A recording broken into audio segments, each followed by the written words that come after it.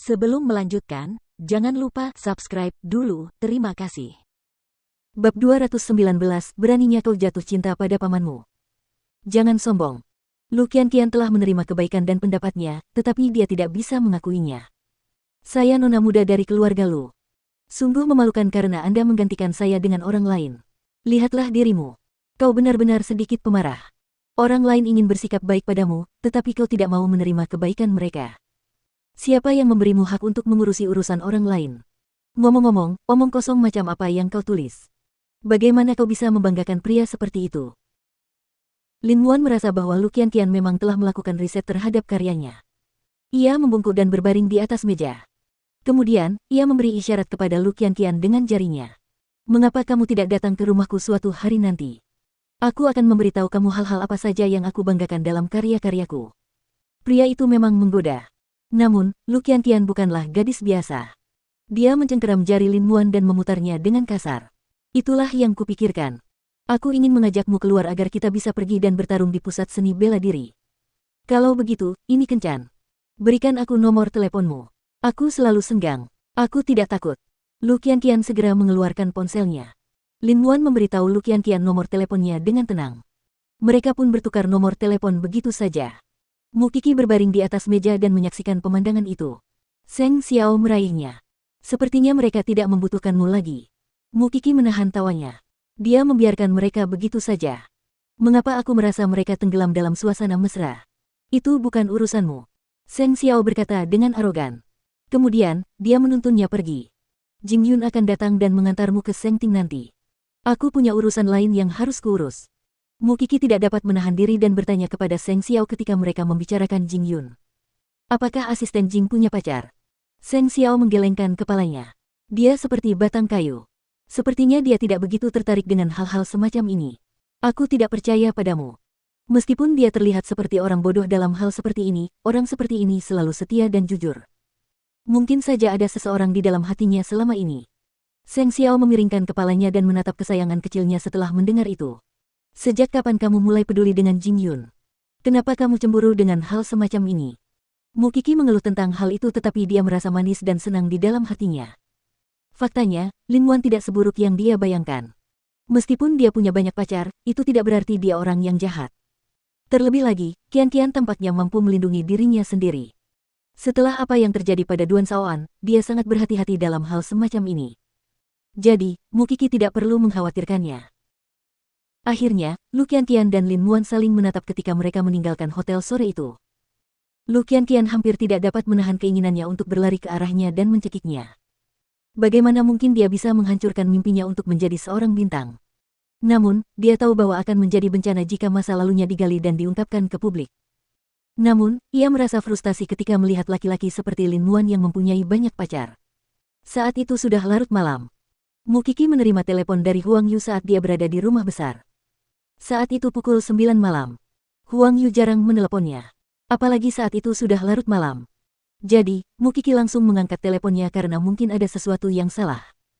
Qiki, pulanglah sekarang jika kamu punya waktu. Aku khawatir kakekmu tidak akan bisa menahan diri lagi. Ada apa? Mu Qiki langsung bertanya pada Huang Yu. Ini terkait dengan paman ketiga dan keluarganya. Shen Ruwei mendapat masalah besar. Pulanglah segera. Su Zipei dan suaminya berada di sana di samping Mu Qiki dan Seng Xiao. Mereka dapat mendengar suara Huang Yu dari telepon. Jadi, Su Zipei berkata kepada Mu Qiki dengan cepat, pergilah sekarang. Ayo pergi. Seng Xiao membawa Mu Qiki pergi dan bergegas menuju keluarga Shen. Kau tahu apa yang terjadi, bukan? Mu Qiki bertanya kepada Seng Xiao saat mereka sedang dalam perjalanan ke keluarga Shen. Itu terkait dengan Shen Ruwei dan dia telah menyebabkan kekacauan besar. Jadi, sepertinya rahasianya terbongkar. Sekarang kamu bisa melihat sendiri bagaimana kakekmu menghadapi kejadian seperti ini. Kamu akan tahu apa yang dipikirkannya tentang hal itu. Seng Xiao membantu Mu Qiki melepaskan sabuk pengaman dan mengingatkannya. Mu Qiki tertegun sejenak. Tiba-tiba, dia menjadi tidak berdaya. Kemudian, dia membuka pintu mobil dan turun dari mobil. Dia bergegas ke ruang tamu keluarga Shen. Saat itu, Mama Seng masih berada di rumah keluarga Shen. Di sisi lain, Shen Ruwei sedang berlutut di ruang tamu dan kakek Shen memegang tongkat kayu di tangannya. Sepertinya dia sedang marah. Qiki, Huang Yu segera menariknya ke samping karena takut dia mungkin terluka secara tidak sengaja.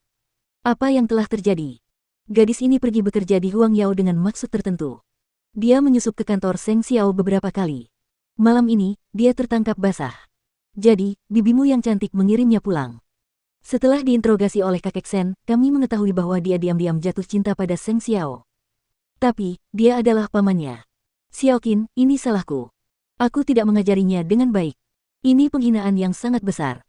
Kami minta maaf. Sen tua, jangan bahas itu.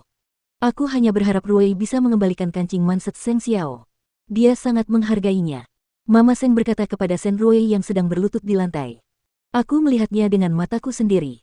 Dia mengambilnya dan memasukkannya ke dalam saku mantelnya. Huang Yu, pergi dan ambillah sekarang. Kakek Sen memberi perintah. Namun, Chen Suyun berusaha melindungi putrinya. Dia tidak mengizinkan siapapun menyentuh putrinya. Jangan dekati dia. Itu hanya kancing manset yang buruk. Beraninya kau memperlakukannya dengan kasar. Kemudian, Chen Suyun mengeluarkan kancing manset dari saku Sen Ruei dan melemparkannya ke akuarium di samping mereka. Mu Qi menatapnya dan menyadari bahwa itu adalah hadiah yang pernah dia berikan kepada Seng Xiao sebelumnya. Jadi dia tidak peduli dengan yang lain. Dia mengulurkan tangannya dan ingin mengeluarkannya dari akuarium. Namun, dia dihentikan oleh Huang Yu. Gadis bodoh. Akuarium ini penuh dengan listrik. Biar aku bantu. Mu Qi mendapatkan kancing manset itu dengan bantuan Huang Yu. Kemudian, dia memberikannya kepada Mama Seng. Bibi, ini dia. Mama Seng mengambilnya dan melirik Mu Qi. Gadis baik. Xiaoqin, aku minta maaf. Kami telah menyebabkan masalah besar. Pak Tua Sen, aku akan pergi sekarang karena ini urusan keluargamu. Ruei masih muda. Aku harap dia akan belajar dari kesalahannya. Seseorang harus berpikir dengan benar sebelum melakukan sesuatu. Setelah itu, Mama Seng memeluk Mu Qi. Aku akan datang dan menemuimu lain kali. Mu Qi menganggukkan kepalanya. Kemudian, dia mengirim pesan kepada Seng Xiao. Bibi cantik itu pasti akan pergi menemuimu sekarang. Seng Xiao tidak bertanya mengapa. Segera, dia kembali ke rumah besar yang telah disiapkan oleh ibunya untuknya. Sekarang, semua yang terjadi hanya menjadi urusan keluarga Sen.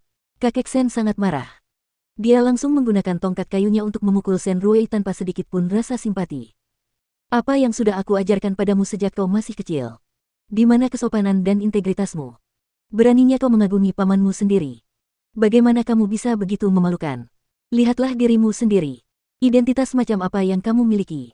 Kamu berasal dari keluarga Sen. Bagaimana kamu bisa pergi dan mengagumi Seng Xiao?